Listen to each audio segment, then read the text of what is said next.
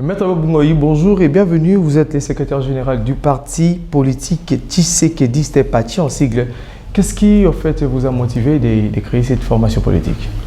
Bonjour, Monsieur Veni. Merci d'abord pour l'invitation. Et il faut dire que le parti Tshisekediste, contrairement à ce que certains pensent, est un parti qui est né il y a un peu longtemps. Et donc le parti Tshisekediste a vu le jour en 2006. En 2006 déjà, comme le nom le dit, Tshisekedisme. Ça peut vous donner déjà une idée de ce qu'on veut dire. C'est que nous nous étions dit que le sphinx, puisque c'est de lui qu'il s'agit en parlant de Tshisekediste, le sphinx délimité Etienne Tshisekedi Omulumba, au regard de son combat, au regard de sa vision, au regard de tout ce qu'il a eu à penser, à travers l'UDPS et à travers toutes les autres formations qui l'accompagnent, nous nous étions dit qu'il fallait compléter la barre en faisant en sorte de créer un parti politique qui devrait traduire exactement, correctement la vision du sphinx délimité Etienne Tshisekedi. C'est-à-dire, le tshisekedisme ici, en tant que parti politique, est vu comme étant une école censée pérenniser la vision, le combat et les idéologies prônées par Etienne Tshisekedi. Et c'est quoi la vision de ces partis politiques? La vision du parti, dans ce cas, c'est que d'abord, en premier lieu, quand vous analysez le sphinx délimité, vous verrez qu'il y a la démocratie qui est mise en avant. Il y a l'état des droits qui est mis en avant. Il y a le peuple d'abord qui est mis en avant. Donc, nous sommes un parti socialiste, démocrate, la sociodémocratie. Nous prenons ça chez nous. C'est que ici, quand vous voyez les partis tshisekedistes, aujourd'hui, nous sommes les seuls dignes héritiers de la vision, de l'idéologie du sphinx délimité Etienne Tshisekedi, qui est celui de dire, on met en avant le souci ou le progrès social de la population. On ne peut pas se dire bon gestionnaire sans mettre un accent particulier sur le social. Ça, c'est le premier point. Mais pour que le social aussi aille de l'avant, il faudrait barrer la route à tous ces fraudeurs qui essaient de tricher d'une manière ou d'une autre. Ainsi vient l'hypothèse d'avoir une justice juste et vraie. On ne peut pas développer un pays, comme dit si bien le slogan, la justice élève une nation. Donc d'abord le social, mais pour le développer, cela va nécessiter la justice, une démocratie vraie et bien d'autres facteurs qui entrent en ligne de compte. Vous êtes dans l'Union sacrée comme les autres formations politiques. Pourquoi avez-vous choisi le choix de soutenir le président Félix Tshisekedi Tshilombo pour sa deuxième mandature? Comme vous le dites si bien, nous soutenons à 100% et de manière indéfectible la candidature du chef de l'État Félix Antoine Tshisekedi Tshilombo aux prochaines législatures. D'abord parce que nul ne peut contester aujourd'hui que Monsieur le Président, son Excellence Félix Tshisekedi Tshilombo, est l'un des dignes fils de la vision d'Etienne Tshisekedi. Vous l'avez vu aujourd'hui dans ce pays, on peut se regarder droit dans les yeux et se dire que la justice fonctionne. On peut se regarder droit dans les yeux et se dire que même si ce n'est pas à 100%, mais en grande partie, nous voyons le tshisekedisme se réaliser aujourd'hui. Pourquoi ne pas soutenir et donner un deuxième mandat au chef de l'État Félix Tshisekedi dès lors que nous, les tshisekedistes, se retrouvions dans la philosophie du peuple d'abord? Nous voyons aujourd'hui que c'est l'option du peuple qui passe avant tout.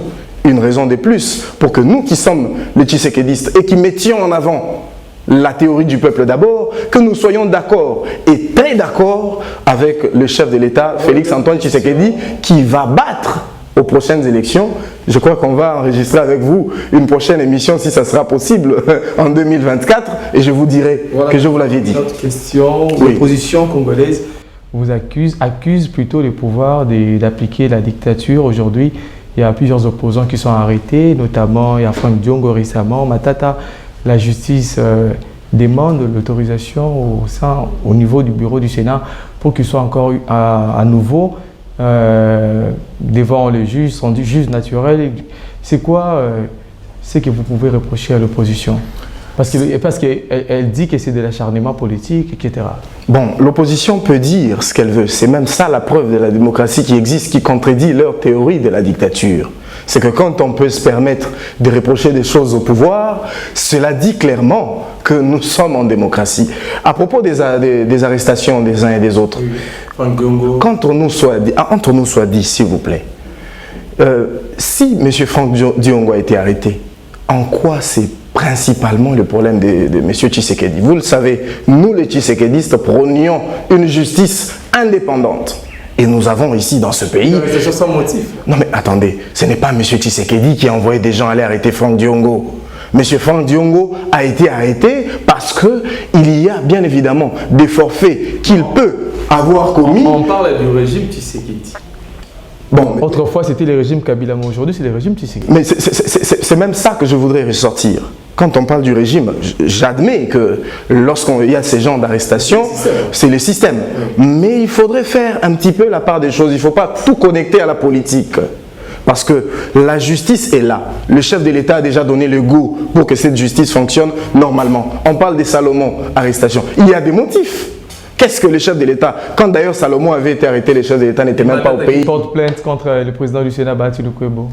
Bon, Matata, qui porte plainte contre le président du Sénat, il a ses raisons. Mais de toute façon, ce qui est sûr, c'est que nous sommes dans un état de droit. S'il a raison, on va le voir en justice. Mais c'est ça qui démontre même que notre pays fonctionne. Quand les opposants peuvent porter plainte contre le président du Sénat, bien évidemment, vous voyez que sous Kabila, c'était inimaginable. Qui pouvait imaginer que sous Kabila, on pouvait, aussi sénateur soit-il, un individu ou un membre de l'opposition porter plainte contre le président du Sénat. Mais disons merci au chef de l'État Félix Tshisekedi. Alors en parlant du processus électoral en cours en RDC, il y a Martin Fayulu qui s'est retiré de ces processus. Ce n'est que il ne sera plus candidat à la prochaine présidentielle. Vous savez, c'est une fuite en avant. Monsieur Martin Fayulu savait que la grâce qu'il avait eue de l'opposition réunie, qu'il avait quand même propulsé, même si le chef de l'État Félix Tshisekedi l'avait battu, ce miracle ne va pas se reproduire cette fois-là. Alors qu'est-ce qu'il peut faire? Faire une fuite en avant et fuir les élections. De quoi il a peur? Il dit qu'il a une base, mais qu'il vient les démontrer aux élections. Les processus est frauduleux. Ça... Non mais cette fraude, comment peut-on la justifier? Il ne suffit pas de dire que... Je comprends en fait l'opposition. Incapable d'aller aux élections, développe une théorie de discréditer les processus électoraux. Qui sera aligné, mais également vous êtes en train de me dire ici qu'il y a des opposants qui constatent qu'ils doivent faire la route avec nous parce que le processus organisé par l'actuel CENI est crédible. Sinon, tous les opposants devaient refuser. Mais dès lors qu'il y a des opposants qui acceptent et d'autres qui refusent, ça voudrait dire que même sur le fait de la fraude, il y a une petite confusion ou une contradiction entre les uns et les autres. Moi, je crois qu'il faut comprendre la position de M. Martin Fayulu, pas comme étant une action de fraude ou de la prévision de ceci ou cela, mais comme étant une fuite en avant d'un monsieur qui sait qu'il n'avait jamais eu des bases sérieuses, mais qu'il faisait trop de bruit. Et avec tous ces bruits, la réalité le rattrape. Il est rattrapé par la réalité. Nous sommes prêts. On a dit que le chef de l'État voulait faire. Il dit, allons aux élections. Mais de quoi on a peur? Allons aux élections et venons monter au chef de l'État, Félix Tshisekedi, qui est populaire, parce que lui affronte tout le monde. Il va vous dire, venez. Il n'a interdit à personne de l'affronter aux élections. Et vous verrez. Très beau, je vous reçois. Vous êtes le secrétaire général du parti politique Tshisekediste. Un mot de la fin.